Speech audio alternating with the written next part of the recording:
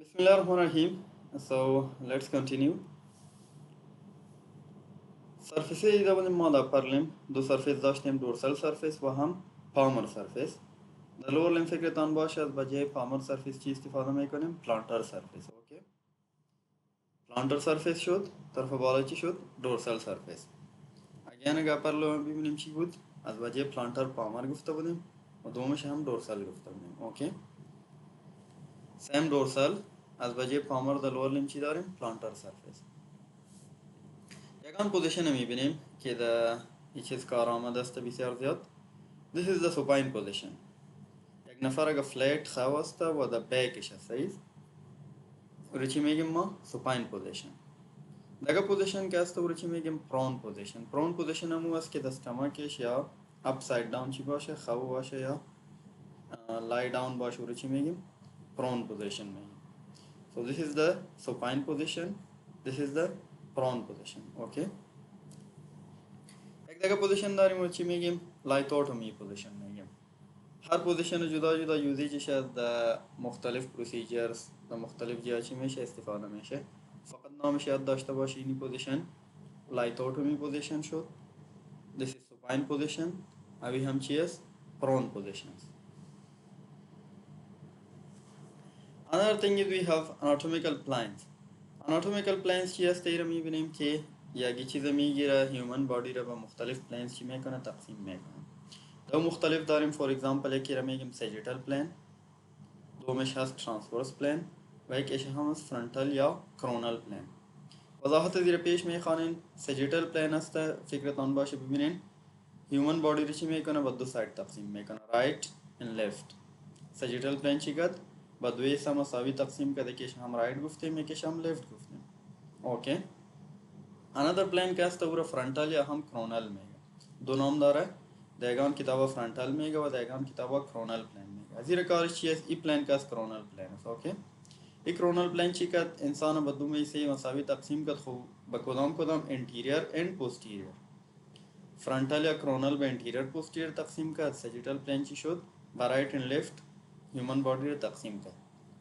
another plane داریم رو چی میگیم ترانسورس پلین. ترانسورس پلینی پلین است میبینین ای ترانسورس پلین چی کرد انسان بادیش با اپر and lower half چی کرد تقسیم کرد.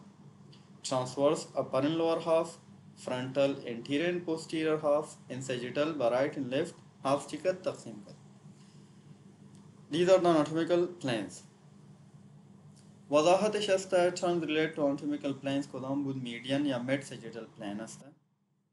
vertical plane passing through the center of the body splitting it into equal right and left half پیش هم خواندیم که بعد right and left half چی کرد تقسیم کرد. این چی نام دادیم ما median یا mid sagittal plane. یکی دیگه است sagittal یا paramedian plane. plane parallel to median or mid sagittal plane situated to one or other side of the median plane. same است ایرا میگه فقط بازی parallel باشه. کدام ای چیز که ما داشتیم median یا mid sagittal plane داشتیم امروزی parallel کو کدام دیگه plane سوری چی نام نیته paramedian یا هم sagittal plane. اوکی این plane امروزی parallel دیگه plane باشه. another coronal بود a vertical plane that divides the body into interior, front and posterior back half at the right angle to the median or mid sagittal plane. here پیش هم دیده بودیم frontal plane است یا coronal plane چی کرد به interior and posterior half چی کرد تقسیم کرد. okay this is called coronal یا frontal plane. horizontal یا transverse plane داریم. planes are a triangle to sagittal or median plane which divides the body into upper and lower parts. here چی گفت horizontal یا transverse plane. این transverse یا horizontal چی کرد upper and lower half چی شد تقسیم کرد human body. oblique plane یکی دیگه plane کی چیز اضافه کردیم رو چی میگه oblique میگه. planes other than coronal, transverse, mid sagittal are referred to as oblique plane. او plane که نه coronal باشه نه transverse باشه نه mid sagittal باشه رو چی میگیم oblique میگیم. این plane که یک قسم جور شوه یک قسم کٹ شوه for example یک قسم باشه یک قسم باشه other than کدام planes frontal sagittal یا transverse که دیانه باشه او دیگه plane باشه رو چی میگیم oblique میگیم مایل میگن نه. so these are the planes که چی کردیم ما study کردیم. next یکان چیزی رو میگیم terms related to body movement. وقتی که ما میخوایم یک حرکت بکنیم یا movement بکنیم دو کدام term استفاده میشه. فर्स्ट of all कि मूवमेंट बखान पेश है एक चीज़ बात बखान की जॉइंट है okay joint cheese mega a joint is a point or junction of the body where two or more than two bones meet and are able to bend joint mega वो junction या वो point است कि जिसमें میشه two or more than two bones दो تا या हम दो تا كان زیاد استخوانات چی میشه یک جای میشه and able to bend او صلاحیت زیرا داره که bend شوه صحیح قاط شوه ما چی شو موومنت یا حرکت صورت بگیره فلکشن اکستنشن تمام حرکات چی بگیره صورت بگیره فور ایگزامپل چیزی میتونین بونز یک جای شدن دو تا یا سه تا چی شده قابل بند شدن است میره چی میگیم ما جوینت میگیم کدام جوینت است البو جوینت اوکی some joints have no movement یگان جوینت میگه است که هیچ موومنت نداره کدام فور ایگزامپل سوچرز of the skull the skull یگان سوچر است که او موومنت هیچ صورت نمیگیره یا چی است اموبایل هستن some have only slight movement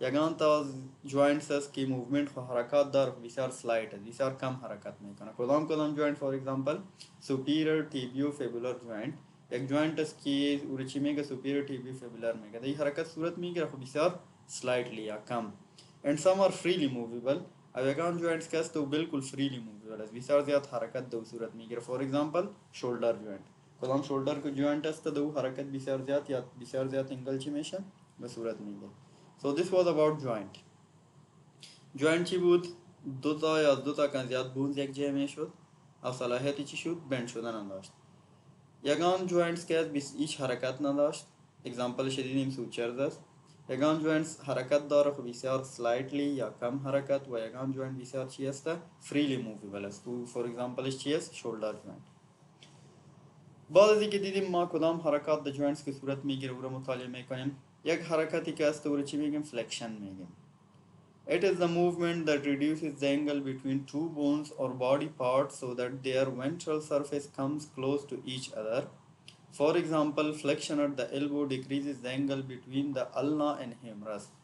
هر وقت فکرتان باشه که بین دو تا بونز که وقت یک زاویه کم میشه انگل کم میشه او رو چی میگیم ما فلکشن میگیم اینجا میبینیم فور ایگزامپل یک انگل صورت یک انگل چی است موجود است اما انگل که وقتی کم میشه اگه فکرتان باشه چقدر که فلکس میشه انگل کم میشه این انگل ببینید چقدر کم است و این انگل ببینید چقدر زیاد است انگل زاویه را میگه صحیح است در جدیده میتونین فلکشن که براتون نشان داده که انگل بین دو تا چیز چه شد بونز کم شد همین حرکت که وقتی کم میشه رو چی میگیم فلکشن میگیم اوکی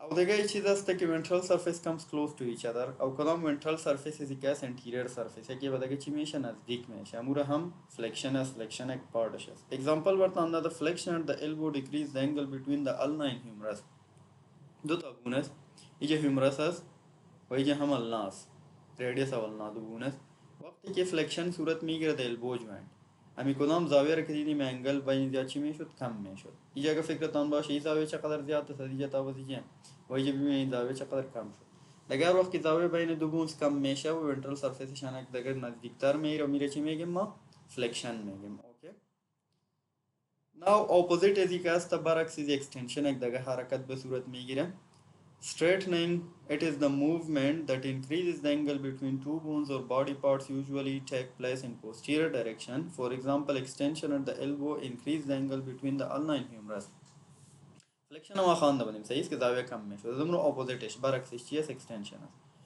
طرف بیرون اگه می زاویه بینشان زیاد میشه اینجا فلکس است این فلکشن که وقتی اینجا میشه اکستند دیگه هم اکستند فول اکستند جدید این برتانی تیر نشان داده اکستنشن طرف بالا فلکشن نورمالی پوزیشنش است اگه زاویه بین زیاد کم شد فلکس شد اگه زاویه بینشان زیاد شد چی شد اکستند شد و دیگه هم یک طرف پوستیریرلی حرکت میکنه فلکشن طرف انتیریرلی بود اکستنشن طرف چی است posteriorly حرکت میکنه صحیح example برتان داده extension the elbow increase the angle between ulna and humerus بعد humerus و ulna در نظر میگیریم جگه فکرتان باشه که وقتی فلکشن میشد زاویه چی میشد بین زیاد کم میشد the elbow joint ما در نظر میگیریم صحیح وقتی که extension شده می زاویه چی شد زیاد شد دیگه چی داشتیم ulna radius specifically ulna در نظر گرفتیم اینجا humerus داریم بین زیاد اگر زاویه کم میشه می حرکت چی میگیم فلکشن اگر زاویه زیاد میشه میره چی میگیم extension ये برتان در ریست جوینت نشان داده در ریست جوینت اگه فلکشن صورت میگیره چه زاویه کم میشه اکستنشن اگه صورت میگیره زاویه چی میشه انکریز میشه این حرکت گفته اکستنشن ان ریست جوینت این هست فلکشن ان ریست جوینت یه ببینین در البو جوینت چی هسته، نارمال پوزیشن شد، طرف داخل فلکشن، طرف بیرون اکستنشن. سو تمام حرکت ها بود که امروز چی کردیم ما مطالعه کردیم.